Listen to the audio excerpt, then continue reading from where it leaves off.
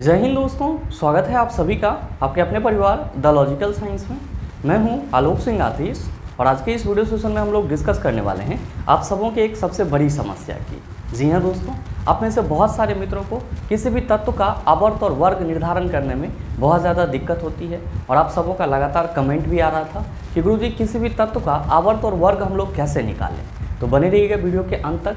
आज के इस सेशन के बाद से आप किसी भी तत्व का आवर्त और वर्ग आसानी से निकाल सकते हैं। तो आइए बिना अपने समय को गंवाए हुए शुरू करते हैं आज के इस सेशन की और देखते हैं एग्जाम रेलेवेंट क्या कुछ सीख पाते हैं। मेरे मित्र, जब हम लोग किसी भी तत्व के आवर्त और वर्ग की बात करते हैं तो सबसे पहले हम लोगों को ये ध्यान में रखना होता है कि जो हमारे पास पीरियोडिक टेबल है, आवर्त सारणी है, उसमें टोटल आवर्त कितने हैं और टोटल वर्ग कितने हैं। अगर हम लोग एक छोटा सा डिस्कस यहाँ पे करना चाहें कि आवर्त क्या होता है तो आप सभी क्या कहते हैं कि गुरुजी इसी को हम लोग इंग्लिश में पीरियड कहते हैं। क्या कहते हैं? पीरियड कहते हैं। और आप सभी क्या कहते हैं? आप सभी कहते हैं कि गुरुजी हमारे आवर्त सारणी में जो क्षैतिज कॉलम होता है या क्षैतिज रेखाएं होती है यही क्या कहलाता है? आवर्त कहलाता है। और आप सभी क्या कहते हैं कि गुरुजी आवर्त सारणी में कुल आवर्तों की संख्या यानी कि जो कुल पीरियड की संख्या है वो कितनी है? आप कहते हैं 7 है। कितनी है? 7 है। और अगर हम लोग बात करते हैं वर्ग की तो इसी को हम लोग इंग्लिश में क्या कहते हैं? ग्रुप कहते हैं। और आप सभी क्या कहते हैं कि गुरुजी आवर्त सारणी में यानी कि पीरियोडिक टेबल में जो उदग्र रेखाएं होती है या जो उदग्र कॉलम होता है इसी को क्या बोला जाता है? वर्ग बोला जाता है। और आप सबों को मालूम है कि टोटल ग्रुप कितने हैं यानी कि कुल वर्ग कितने हैं। तो आप सभी कहते हैं कि गुरुजी कुल वर्ग जो हैं वो आवर्त सारणी में 18 है। और ये बेसिक सा चीज़ आप सबों को मालूम है। हम लोग कहाँ पे फंसते हैं? तो हम लोग फंसते हैं कि कोई भी तत्व जो है वो आवर्त सारणी के किस आवर्त में पाया जाएगा या फिर किस वर्ग में पाया जाएगा। तो मेरे मित्र, पहले हम लोग बात कर लेते हैं कि आवर्त में कैसे हम लोग किसी भी तत्व का निर्धारण करते हैं। आप सभी ध्यान में रखेंगे कि चाहे हम लोग आवर्त का निर्धारण करें या फिर वर्ग का निर्धारण करें किसी भी तत्व के लिए इलेक्ट्रॉनिक कॉन्फ़िगरेशन कक्षा के आधार पर और उपकक्षा के आधार पर दोनों ही आना बिल्कुल ही जरूरी है। हमेशा ध्यान में रखेंगे कि जब भी हम लोगों को आवर्त या वर्ग निकालना होगा तो हम लोगों को क्या आना जरूरी है? इलेक्ट्रॉनिक कॉन्फ़िगरेशन आना जरूरी है। किस आधार पे? कक्षा आधार पे भी और उपकक्षा के आधार पे भी। और इस दोनों ही चीज़ के बारे में मैंने पीछे के सेशन में डिस्कस करा है। तो मैं ये मान के चलूँगा कि आप में से जितने भी मित्र इस क्लास को देख रहे हैं उन सभी को इलेक्ट्रॉनिक कॉन्फ़िगरेशन अच्छे से आ रहा होगा। ध्यान देंगे कि जब हम लोग बात करते हैं आवर्त के निर्धारण की, आवर्त सारणी में जब हम लोग बात करते हैं किसके? आवर्त यानी कि पीरियड के निर्धारण की, तो हम सभी क्या कहते हैं? हम सभी कहते हैं कि किसी भी तत्व के परमाणु में, किसी भी तत्व के परमाणु में जितनी कक्षा होती है, जितनी कक्षा होती है वो तत्व उतने ही आवर्त में पाया जाता है। वो तत्व उतने ही आवर्त में पाया जाता है। हमेशा ध्यान में रखिएगा, किसी भी तत्व के आवर्त को ज्ञात करने के लिए आपको बस एक छोटा सा कंसेप्ट अपने माइंड में रखना होगा कि किसी भी तत्व के परमाणु में जितनी कक्षा होती है वो तत्व उतने ही आवर्त में पाया जाता है। अगर किसी तत्व के परमाणु में 3 कक्षा है तो वो आवर्त सारणी के तीसरे आवर्त में पाया जाएगा। अगर किसी तत्व के परमाणु में 4 कक्षा है तो वो आवर्त सारणी के चौथे आवर्त में पाया जाएगा। और अगर किसी तत्व के परमाणु में 2 कक्षा है तो वो दूसरे आवर्त में पाया जाएगा। आप कहेंगे कैसे? तो मेरे मित्र, हम लोग शुरुआत करते हैं छोटे से एग्जाम्पल हाइड्रोजन से।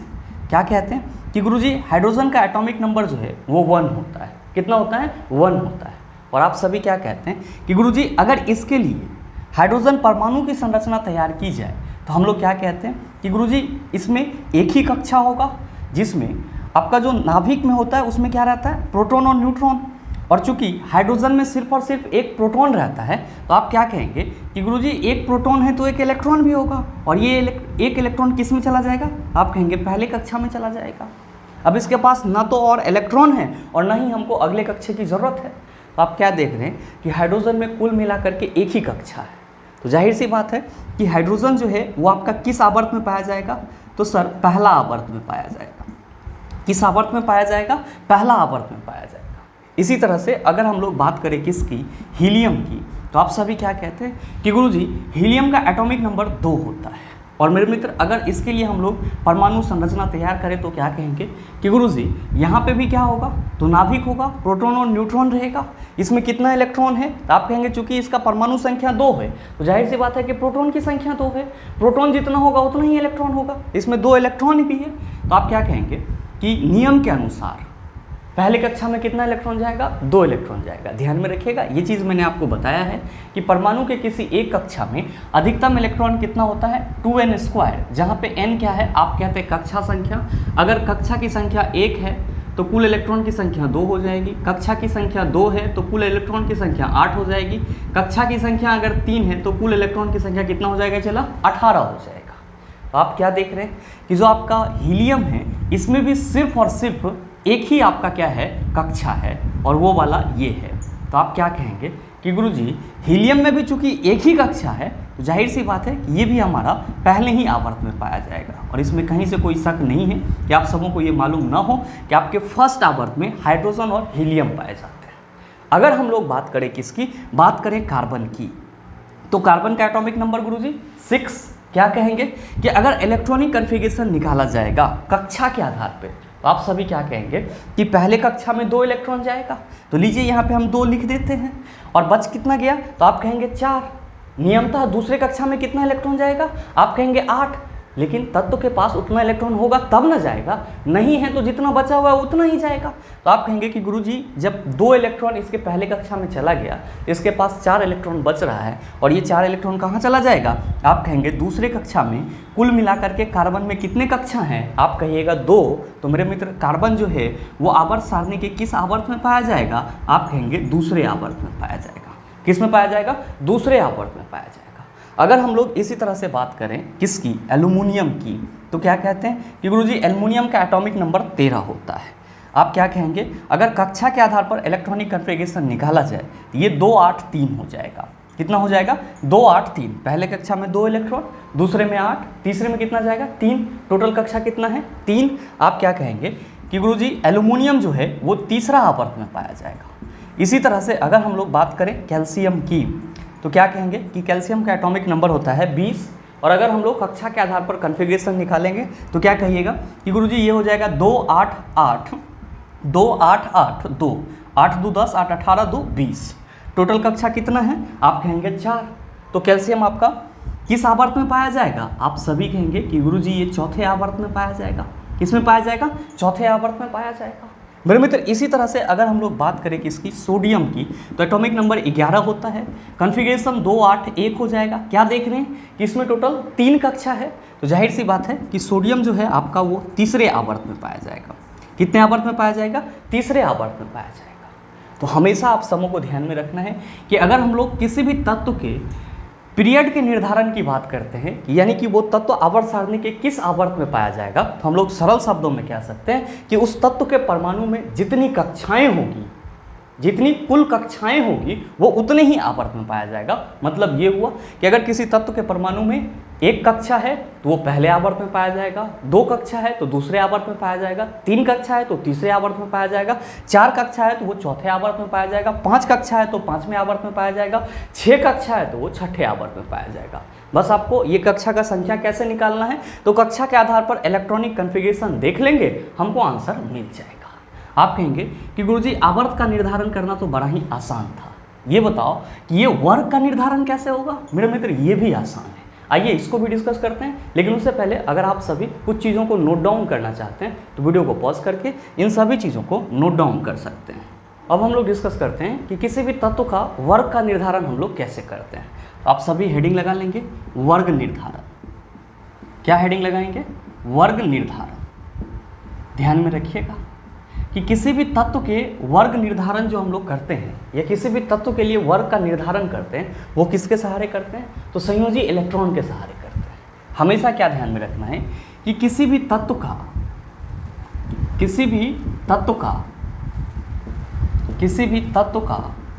वर्ग का निर्धारण, किसी भी तत्व का वर्ग का निर्धारण तत्व के संयोजी इलेक्ट्रॉन के सहारे किया जाता है। संयोजी इलेक्ट्रॉन के सहारे किया जाता है,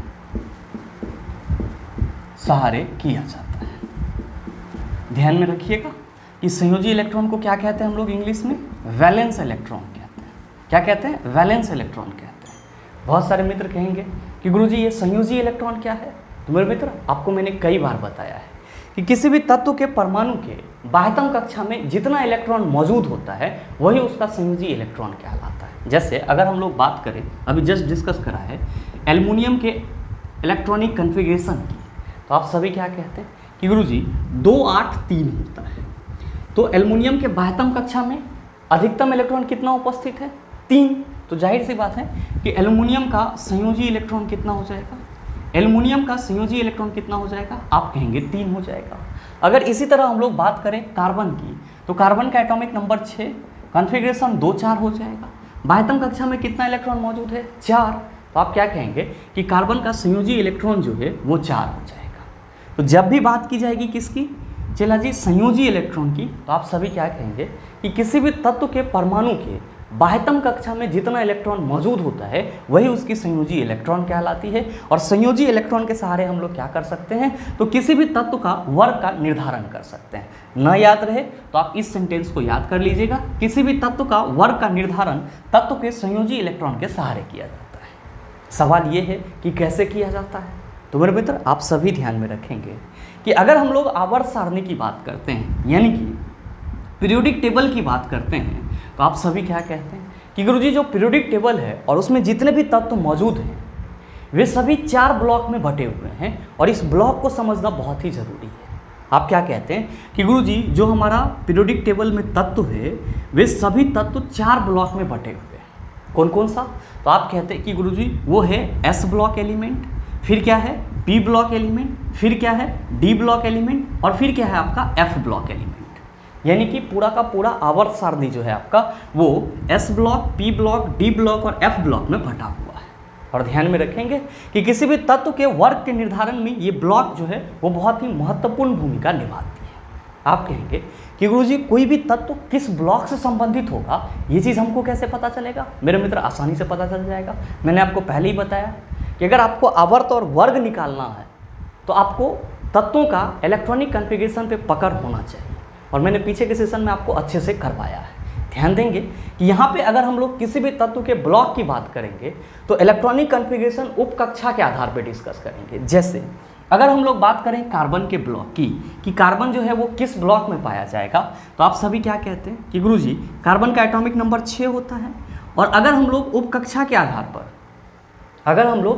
के आधार पर इलेक्ट्रॉनिक कॉन्फ़िगरेशन की बात करें तो क्या कहिएगा कि गुरुजी ये हो जाएगा 1s2, फिर क्या होगा आप कहेंगे 2s2, फिर क्या होगा आप कहेंगे कि गुरुजी 2p2 हो जाएगा। ध्यान देंगे 2 2 4 2 6, 1s2 2s2 2p2, ये कार्बन का क्या हो जाएगा? उपकक्षा के आधार पर इलेक्ट्रॉनिक कॉन्फ़िगरेशन हो जाएगा। सवाल ये है कि कार्बन हमारा किस ब्लॉक में मिलेगा? तो चला जी आप सभी ध्यान में रखेंगे कि किसी भी तत्व के इलेक्ट्रॉनिक कॉन्फ़िगरेशन के दौरान लास्ट इलेक्ट्रॉन जिस सबसेल में भरता है, किसी भी तत्व के इलेक्ट्रॉनिक कॉन्फ़िगरेशन के दौरान लास्ट इलेक्ट्रॉन जिस सबसेल में भरता है वही सबसेल क्या होता है? तो सर उस तत्व का ब्लॉक को निर्धारित करता है। जैसे क्या देख रहे हैं कि यहाँ पे जो आपका लास्ट इलेक्ट्रॉन है वो किस में जा रहा है? पी सबसेल में जा रहा है। तो जाहिर सी बात है कि कार्बन जो है आपका वो किस ब्लॉक का एलिमेंट है? आप कहेंगे पी ब्लॉक एलिमेंट है। यह आप सभी ध्यान में रखिएगा।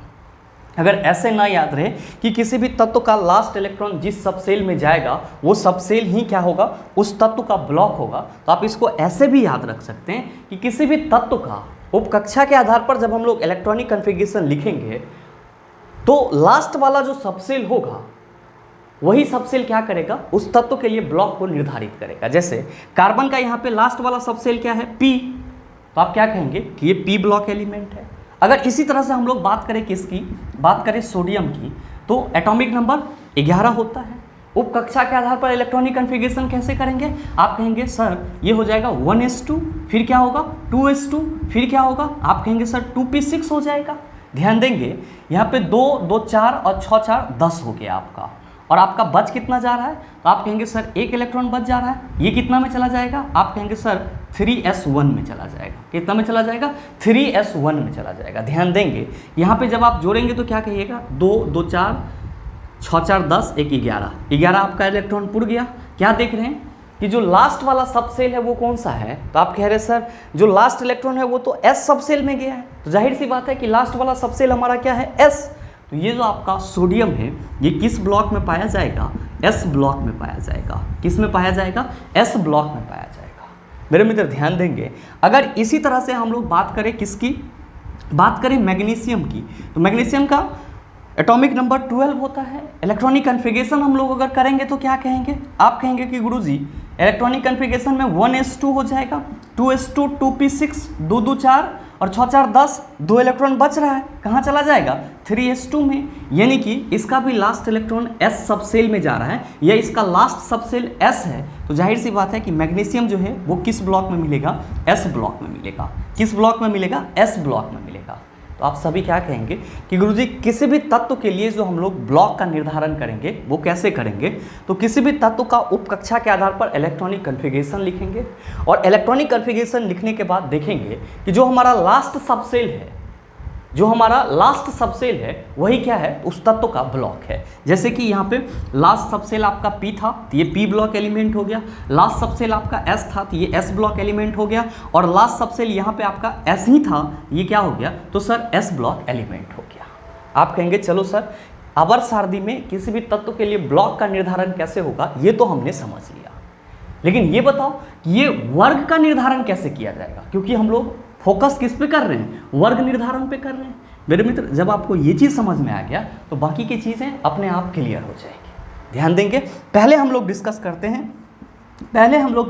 हैं एस ब्लॉक तत्व के वर्ग निर्धारण की, एस ब्लॉक तत्व के वर्ग निर्धारण की। ध्यान में रखिएगा, मैंने आपको शुरुआत में क्या बताया कि वर्ग निर्धारण कैसे होगा, तो किसी भी तत्व का वर्ग का निर्धारण संयोजी इलेक्ट्रॉन के सहारे किया जाएगा। बात किसकी कर रहे हैं, एस ब्लॉक तत्व के वर्ग निर्धारण की। किसकी कर रहे हैं, एस ब्लॉक तत्व के वर्ग निर्धारण की। आप सभी ध्यान में रखेंगे कि जो एस ब्लॉक तत्व होते हैं, जो एस ब्लॉक तत्व होते हैं उसका जो संयोजी इलेक्ट्रॉन होता है वही उसके वर्ग संख्या को बताता है। यानी कि एस ब्लॉक तत्व का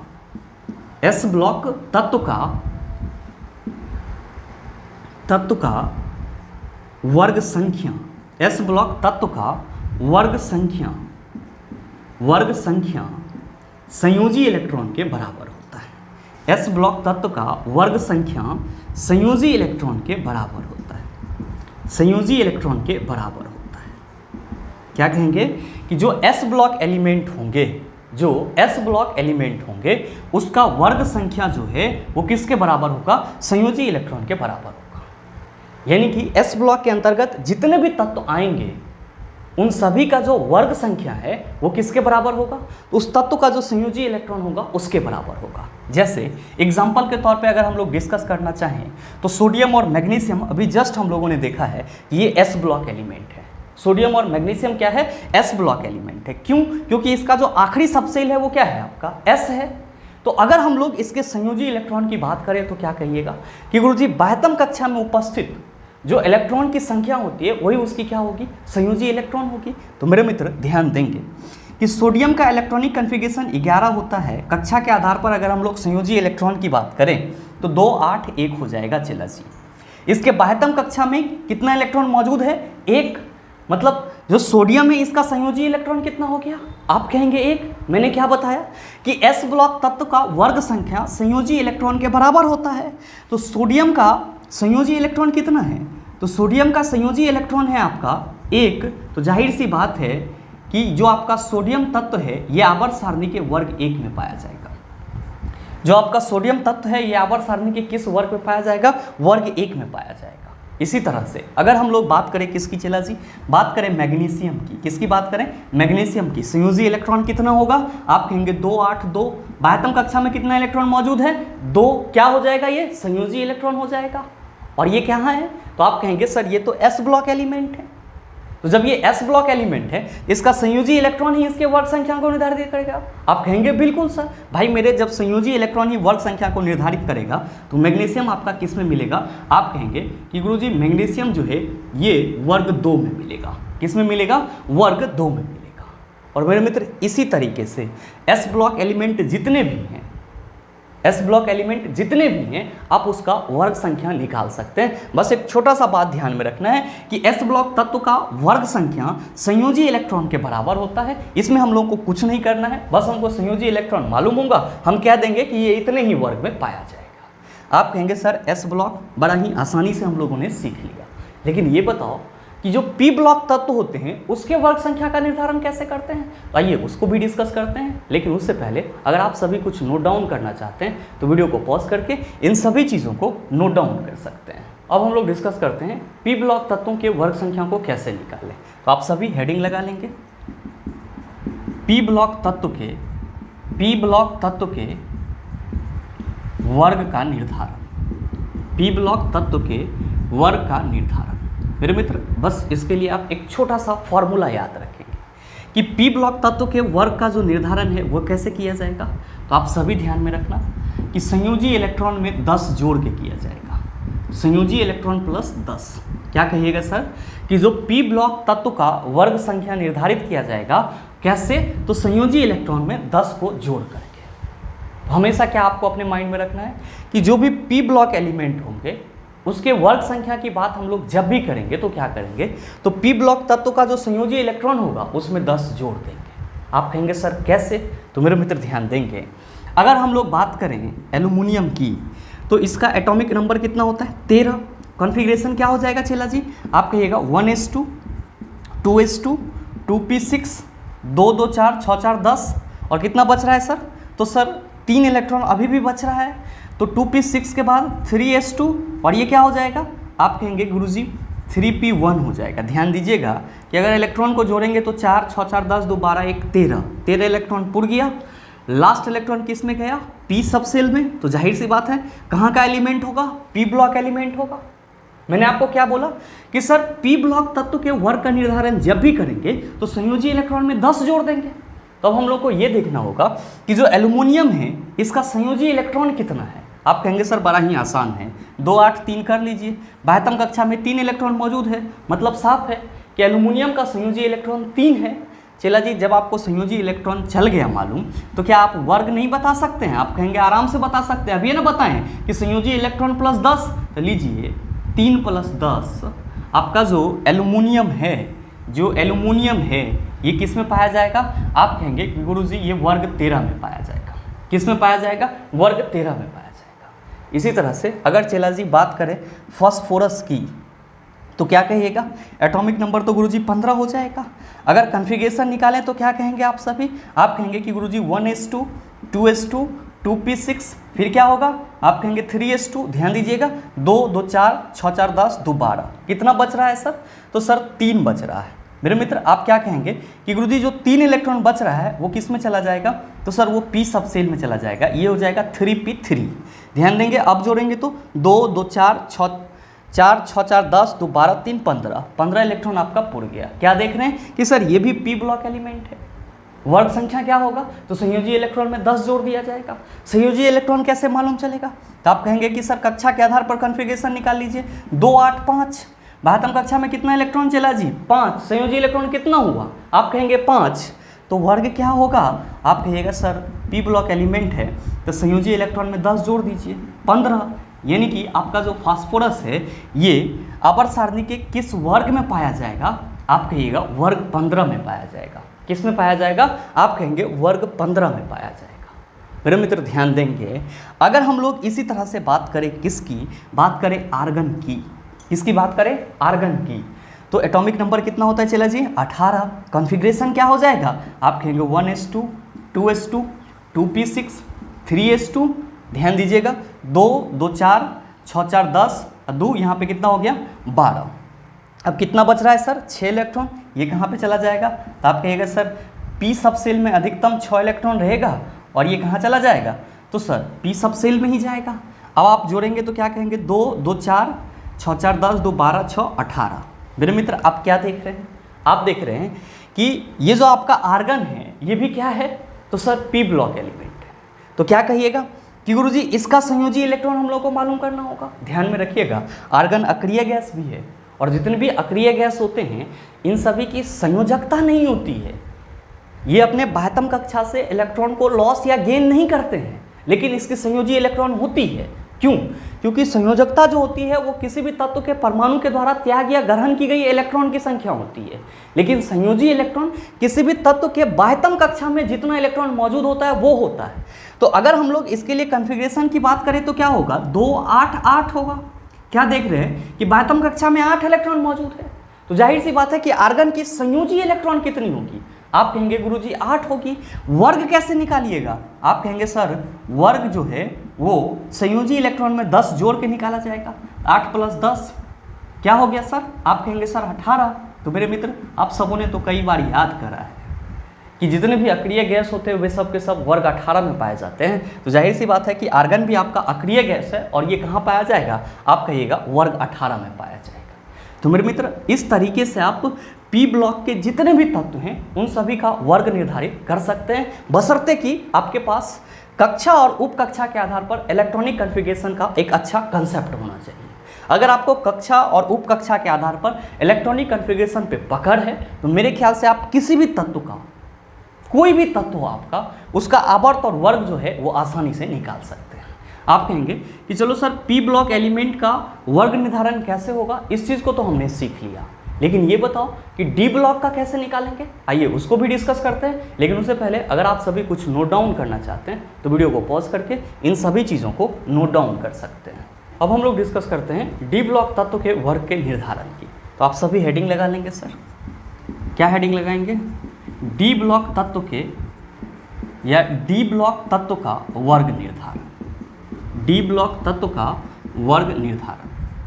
मेरे मित्र ध्यान देंगे कि जब भी हम लोग डी ब्लॉक तत्व की बात करेंगे तो क्या कहेंगे कि गुरुजी जब उप कक्षा के आधार पर इलेक्ट्रॉनिक कॉन्फ़िगरेशन लिख रहे होंगे तो जो लास्ट सबसेल होगा वो हमारा क्या होगा? डी होगा। इसीलिए जितने भी तत्व होंगे वे सब के सब डी ब्लॉक में पाए जाएंगे। मेरे मित्र आप सबों को बस यहाँ पे एक छोटा सा कंसेप्ट ध्यान में रखना है कि जब भी हम लोग डी ब्लॉक तत्व का वर्ग निर्धारण करेंगे तो क्या करेंगे? तो सर हम लोग 2 प्लस डी सबसेल में मौजूद इलेक्ट्रॉन की संख्या करेंगे। डी सबसेल में मौजूद इलेक्ट्रॉन की संख्या करेंगे। जब भी हम लोग किसकी बात करेंगे? चला जी बात करेंगे जो डी ब्लॉक तत्व हैं उसके वर्ग निर्धारण की। तो बस एक छोटा सा फॉर्मूला याद रखेंगे कि जो डी ब्लॉक तत्व का वर्ग निर्धारण किया जाएगा वो कैसे किया जाएगा?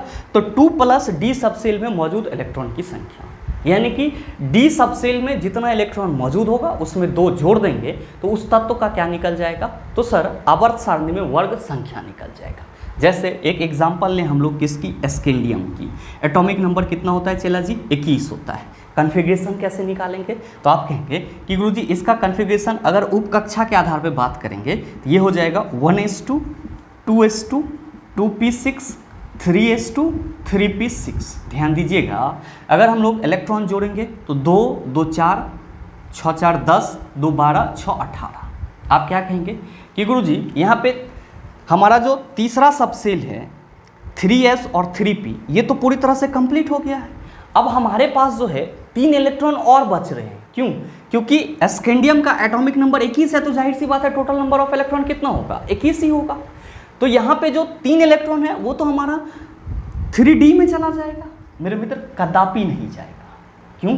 क्योंकि उप कक्षा के आधार पर जो इलेक्ट्रॉनिक कॉन्फ़िगरेशन होता है वो अफबाउ प्रिंसिपल के आधार पे होता है। और आप क्या कहते हैं कि गुरुजी 3p6 के बाद जो है पहला 4s भरेगा फिर जाके 3d भरेगा।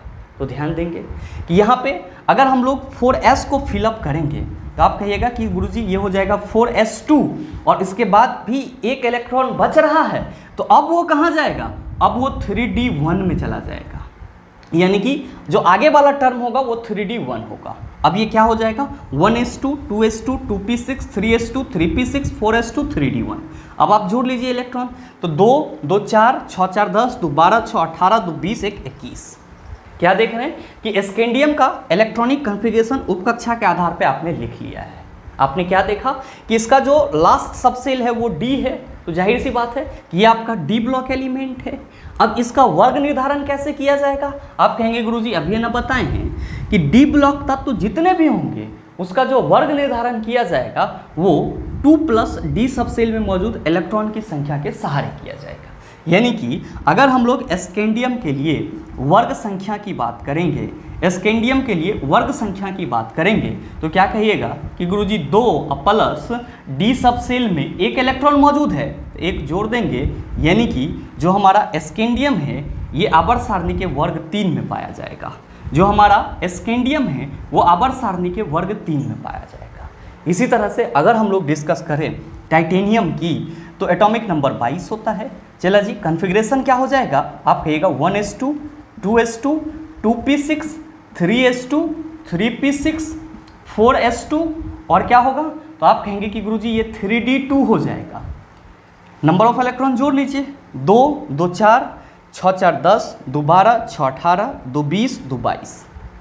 क्या देख रहे हैं, आप देख रहे हैं कि डी सब सेल में जो है वो 2 इलेक्ट्रॉन मौजूद है, तो वर्ग संख्या क्या होगा, आप कहेंगे चूंकि सर ये डी ब्लॉक एलिमेंट है तो इसका जो वर्ग संख्या होगा, इसका जो वर्ग संख्या होगा वो हो जाएगा 2 + 2, यानी कि जो आपका टाइटेनियम है वो आप आवर्त सारणी के वर्ग 4 में पाया जाएगा। किस में पाया जाएगा, वर्ग 4 में पाया जाएगा। और मेरे मित्र इसी तरीके से जितने भी डी ब्लॉक एलिमेंट हैं उन सभी का आप वर्ग निर्धारण कर सकते हैं। आप कहेंगे चलो सर इसको भी हमने समझ लिया, लेकिन ये बताओ कि एफ ब्लॉक तत्व का वर्ग निर्धारण कैसे किया जाएगा, उसका कॉन्फ़िगरेशन कैसे लिखा जाएगा। तो मेरे मित्र आप सभी ध्यान में रखेंगे कि जो एफ ब्लॉक तत्व होते हैं, जो एफ ब्लॉक तत्व होते हैं, इसका इलेक्ट्रॉनिक कॉन्फ़िगरेशन बहुत सारे अन्य फैक्टर पे डिपेंड करता है और इसका इलेक्ट्रॉनिक कॉन्फ़िगरेशन निकालना बहुत ही ज़्यादा मुश्किल होता है। तो इसके इलेक्ट्रॉनिक कॉन्फ़िगरेशन को आप सर आसानी से कैलकुलेट नहीं कर सकते। तो आप कहेंगे सर इसके वर्ग को हम लोग कैसे निर्धारित करेंगे। मेरे मित्र बस आपको यहाँ पे एक छोटा सा पॉइंट ध्यान में रखना होगा। आप क्या कहते हैं कि गुरुजी एफ ब्लॉक एलिमेंट जो होते हैं वो लेंथेनाइड और एक्टेनाइड होते हैं।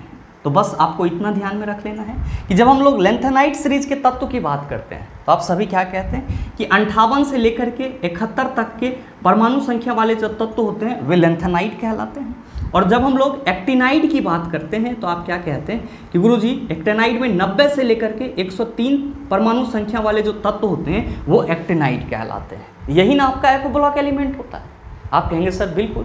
तो मेरे मित्र ध्यान में रखिएगा, जहाँ भी आपको 58 से लेकर के 71 तक के परमाणु संख्या वाला तत्व दिखाई पड़े या फिर 90 से लेकर के 103 तक का परमाणु संख्या वाला तत्व दिखाई पड़े तो आप खट से समझ जाना कि वो एफ ब्लॉक एलिमेंट है। और मेरे मित्र एफ ब्लॉक एलिमेंट जितने भी हैं, चाहे वो लेंथेनाइड सीरीज का हो या फिर एक्टेनाइड सीरीज का हो, ये सब के सब आवर्त सारणी के वर्ग 3 में पाए जाएंगे।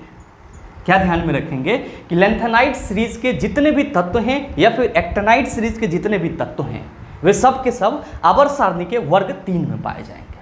तो एफ ब्लॉक के बारे में आप बस ये छोटा सा कंसेप्ट अपने माइंड में रखेंगे कि एफ ब्लॉक के अंतर्गत लेंथेनाइड और एक्टेनाइड आते हैं। लेंथेनाइड की शुरुआत 58 से लेकर के 71 तक, एक्टेनाइड 90 से लेकर के 103 तक। तो 58 से लेकर के 71 तक और 90 से लेकर के 103 तक का परमाणु संख्या वाला तत्व आपको जहां भी दिखेगा आप सीधे कह देंगे कि ये वर्ग 3 का एलिमेंट है, यानी कि जो आपका ग्रुप 3 है उसका तत्व है। तो बस आप ये छोटा सा कंसेप्ट याद रखेंगे, इसमें आप बहुत ज़्यादा भ्रमित नहीं होंगे। और अभी तक जो मैंने आपको बताया है, अगर इसको आप 1 से 2 बार अच्छे से डिस्कस कर लेते हैं और खुद से 2-4 तत्वों का प्रैक्टिस कर लेते हैं तो मेरे मित्र यकीन मानिए कि आप जीवन भर किसी भी तत्व का आवर्त और वर्ग कैसे निर्धारित किया जाता है इसको नहीं भूल पाएंगे। और साथ ही उम्मीद करते हैं कि अब आपको किसी भी प्रकार का तत्व दे दिया जाए और उसके आवर्त और वर्ग की बात की जाए तो मेरे ख्याल से आप उसका जवाब 100% दे सकते हैं। साथ ही उम्मीद ये भी करते हैं कि ये वीडियो आपको अच्छा लगा होगा। अगर आपको वीडियो अच्छा लगा तो वीडियो को लाइक कीजिएगा, ज़्यादा से ज़्यादा शेयर कीजिएगा और हाँ, अगर आप चैनल पर नए हैं तो सब्सक्राइब करके बेल आइकन दबा लीजिएगा ताकि इस तरह के एग्जाम रेलेवेंट वीडियो का नोटिफिकेशन सबसे पहले आपके पास पहुँचे और आप उसको सबसे पहले देख पाओ। मिलते हैं फिर अगले सेशन में, तब तक के लिए best of luck. Thank you, have a nice day.